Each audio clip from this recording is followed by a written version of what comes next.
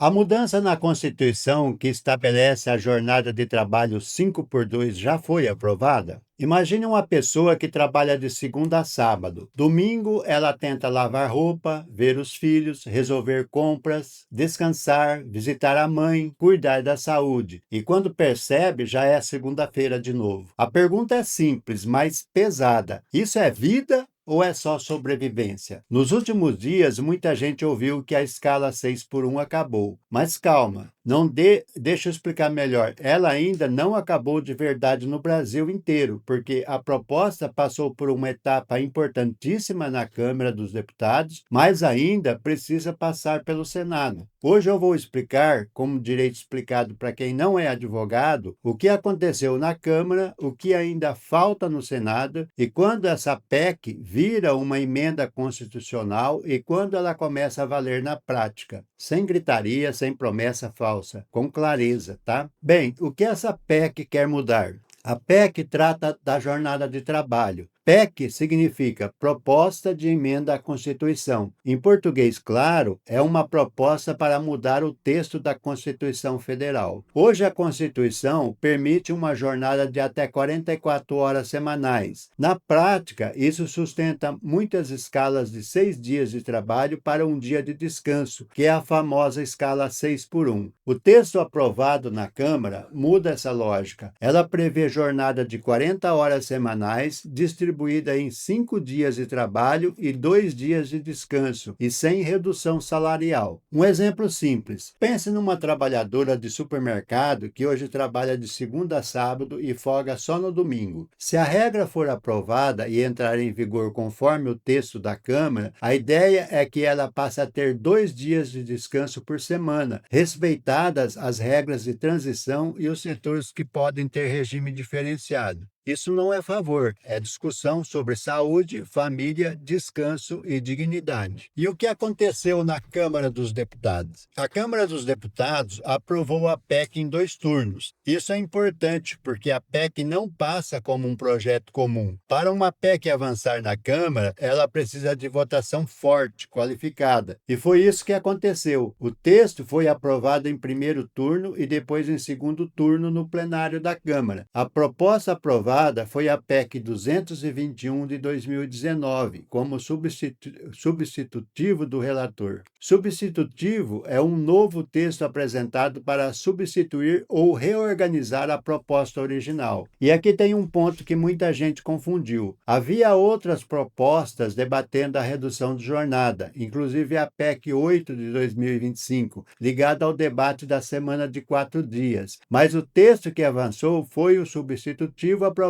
dentro da PEC 221 de 2019. Então, na Câmara, a etapa foi vencida, mas vencer uma etapa não significa que a regra já está valendo no contra-cheque do trabalhador amanhã. A PEC agora está no Senado Federal. Lá ela pode passar pela análise de senadores. Normalmente, o texto vai para a Comissão de Constituição e Justiça, a CCJ. CCJ é uma comissão que avalia se a proposta respeita a Constituição e se pode seguir adiante. Depois, a PEC precisa ir ao plenário do Senado. E aqui vem a regra central. Para ser aprovada, ela precisa passar em 2 turnos de votação, com pelo menos 49 votos favoráveis em cada turno. Ou seja, não basta maioria simples, não basta mais sim do que não. Precisa da votação favorável de 3/5 dos senadores. E por que isso importa? Porque mudar a Constituição é algo sério. A regra exige um consenso maior. O problema é que muitas vezes esse consenso maior vira também um campo de pressão pesada de setores econômicos que não querem mexer na escala de trabalho. Agora vamos imaginar o seguinte: e se o Senado mudar o texto? Aqui está uma das partes mais importantes. Se o Senado aprovar exatamente o mesmo texto que veio da Câmara, a PEC pode ser promulgada pelo Congresso Nacional. Promulgar significa oficializar a mudança e publicar a emenda